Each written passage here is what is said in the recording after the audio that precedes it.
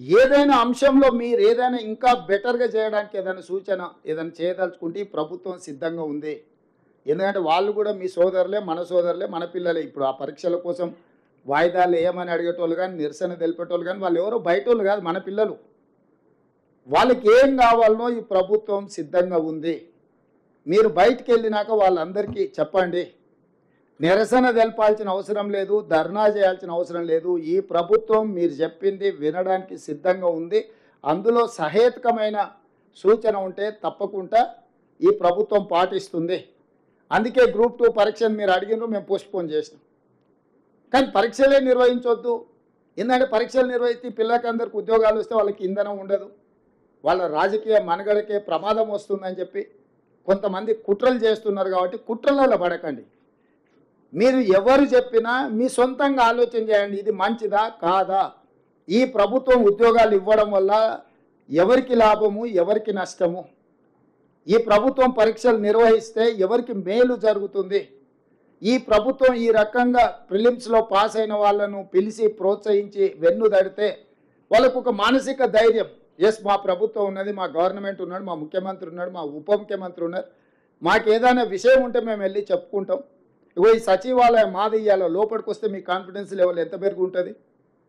ఆ బయట నుంచి దూరంగా పోతే మనకి ఎట్లుంటుంది? అరే ఇదేదో పరాయోళ్ళ ఆస్తి, మనం ఏదో దాని ముందల గడిల ముందల వెళ్ళిపోయే బానిసల్లాగా నుంచి బాజాప్తా లోపలికి వచ్చి సచివాలయంలో ఉంటే మీ కాన్ఫిడెన్స్ లెవెల్ మీరు పోటీ పరీక్షలకు ప్రిపేర్ అయ్యేటప్పుడు మీ కాన్ఫిడెన్స్ లెవెల్ నెక్స్ట్ లెవెల్కి వస్తుంది. ఏదైనా అంశంలో మీరు ఏదైనా ఇంకా బెటర్‌గా చేయడానికి ఏదైనా సూచన ఏదైనా చేయదలుచుకుంటే ఈ ప్రభుత్వం సిద్ధంగా ఉంది. ఎందుకంటే వాళ్ళు కూడా మీ సోదరులే, మన సోదరులే, మన పిల్లలే. ఇప్పుడు ఆ పరీక్షల కోసం వాయిదాలు ఏయమని అడిగేటోళ్ళు గాని, నిరసన తెలిపేటోళ్ళు గాని వాళ్ళెవరో బయటోళ్ళు కాదు మన పిల్లలు. వాళ్ళకి ఏం కావాలనో ఈ ప్రభుత్వం సిద్ధంగా ఉంది. మీరు బయటికెళ్ళినాక వాళ్ళందరికీ చెప్పండి. నిరసన తెలపాల్సిన అవసరం లేదు, ధర్నా చేయాల్సిన అవసరం లేదు. ఈ ప్రభుత్వం మీరు చెప్పింది వినడానికి సిద్ధంగా ఉంది.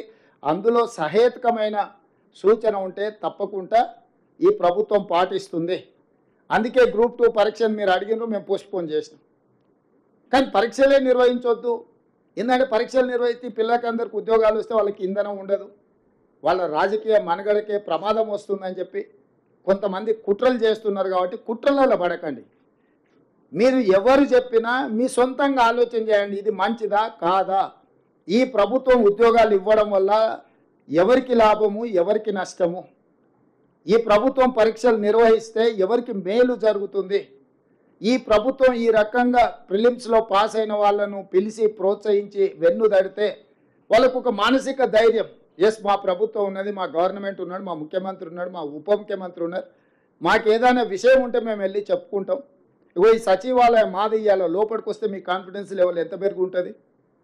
ఆ బయట నుంచి దూరంగా పోతే మనకి ఎట్లుంటుంది? అరే ఇదేదో పరాయోళ్ళ ఆస్తి, మనం ఏదో దాని ముందల గడిల ముందల వెళ్ళిపోయే బానిసల్లాగా నుంచి బాజాప్తా లోపలికి వచ్చి సచివాలయంలో ఉంటే మీ కాన్ఫిడెన్స్ లెవెల్ మీరు పోటీ పరీక్షలకు ప్రిపేర్ అయ్యేటప్పుడు మీ కాన్ఫిడెన్స్ లెవెల్ నెక్స్ట్ లెవెల్కి వస్తుంది.